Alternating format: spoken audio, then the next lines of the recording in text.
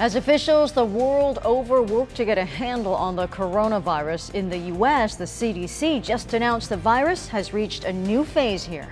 Video showing a driver speeding off in San Marcos after slamming into nearly a dozen cars. How police tracked the suspect down.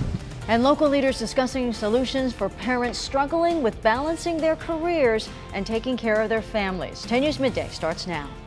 Live from the Scripps Studios, this is 10 News. This morning, an unwelcome change in the spread of the coronavirus here in the U.S. as officials work to contain it. I'm Jim Patton. I'm Virginia Cha. Today, the CDC confirmed the first person-to-person transmission here on U.S. soil. A husband in Chicago caught it from his wife after she came back from Wuhan, China. That says the number of cases and deaths continues to climb in China. ABC's Trevor Ault has the details.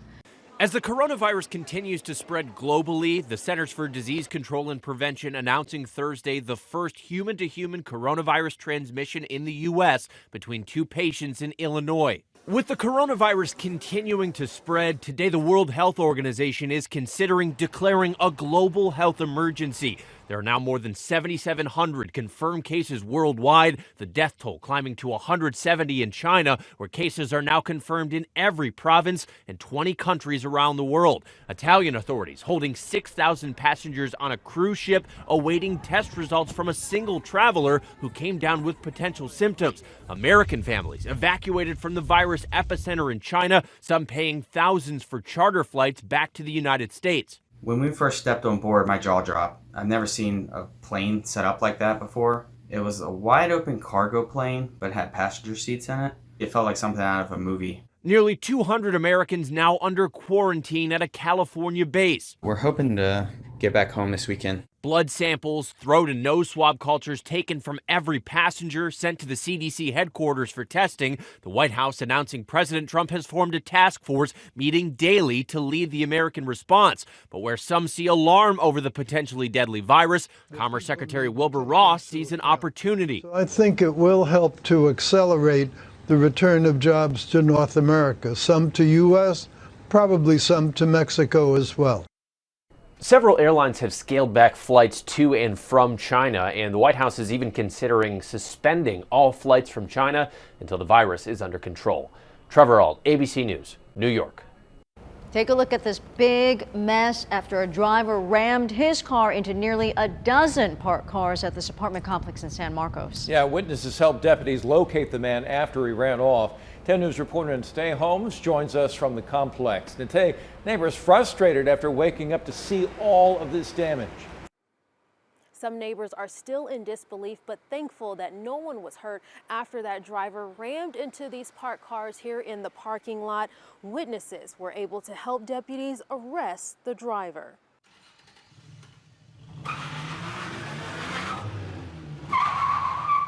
It was a bizarre scene for neighbors early Thursday morning. I tried getting my phone out as fast as I could. As this driver smashed his SUV into 11 parked cars at the Prominence Luxury Apartments. So I heard screeching and I went out. I saw him backing up back and forth into the cars he just hit down here. Some neighbors say they woke up after hearing a loud bang. Instantly I ran down to the street. I called 911 and watched him back up and then continue down this parking area and then just hit these cars right here. This is Kaylee Gonzalez's car sandwiched between two other cars after getting hit. She just recently purchased it. My car had just gotten hit when I first bought it, 2 days into having it. So now it got hit again and it's just kind of it's defeating, oh my gosh. She says she can feel the frustration of the other 10 car owners who woke up to this big mess. I don't have another car to drive, and so that would kind of be a hassle to get to work every morning. Witnesses say the driver ran off after his SUV stopped, but they were able to help deputies locate the man inside of the complex.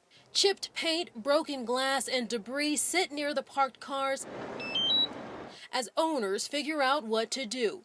But some are trying to stay positive. I thought for a minute that there's so many things happening in this world, every day things happen, and this is something that can be fixed. Deputies arrested the driver for DUI and hit and run.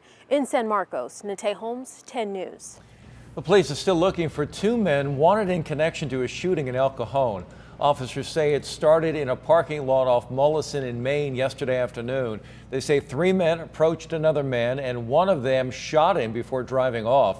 When police spotted the car, only the driver was inside and he led them on a short pursuit. He was arrested after crashing and trying to get away on foot. Parents of the man who was shot say he is in intensive care. Police have not yet given a description of the other 2 suspects. Local leaders putting their heads together this morning to try to make childcare more affordable for San Diegans. 10 News reporter Cassie Carlisle live on Harbor Island. Across the bay for more, that group met. So Cassie, this is coming after a new report offered some concerning findings about this issue. Exactly right, Virginia. Those findings centered around availability, affordability, as well as quality. And they're hoping that changes in the workforce as well as policy will help the next generation. The first 5 years of a child's life are critical to their overall development. A study from last year showed parents across the country are paying nearly $10,000 in childcare a year. And a newer report just released this month centers around obstacles parents face. San Diego is the 13th most expensive city in the country to live in. About 70% of families require both parents to work, and childcare takes a huge chunk out of that budget. When you pile onto that the expense of childcare, which for an infant or toddler can be north of $17,000 per year, for a preschooler can be north of $11,000 a year, it just blows the top off of their budgets. The local YMCA Child Care Resource Service had recently told us some parents are quitting their jobs while others are switching their schedules to be with their kids. Leaders met at Symphony Towers to discuss what should happen next. Laura Cohn suggested help from both sides, rent for child care providers and benefits for employees like paid parental leave. The report and meeting was funded by a personal donation. And Cohn also said that this is crucial not only for the current workforce, but as well as preparing the next generation who will become our next workforce. For now, reporting live on Harbor Island, Cassie Carlisle, 10 News. Cassie, thank you. Today, negotiations continue in the South Bay after some teachers walked out of class in protest yesterday. They've been negotiating with the district for months. Teachers in the Chula Vista Elementary School District are demanding better pay and pushing back against plans to increase class sizes. We spend lots and lots of time so that our kids are successful, and our district doesn't want to do that, doesn't want to pay what it takes to live here, and also to get the kind of teachers that I have the privilege of working with. Well, the district is proposing a 2% raise, but says the class size adjustments would be necessary to offset the cost of employee pensions and rising special education costs. Some new developments months after a shooting that claimed the life of a 19-year-old in Linda Vista. Police say they have made an arrest.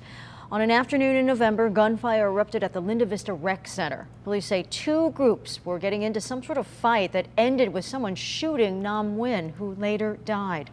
Well, the shooter fled the scene. It's not clear how police tracked him down, but they say they have arrested a 16-year-old for the shooting.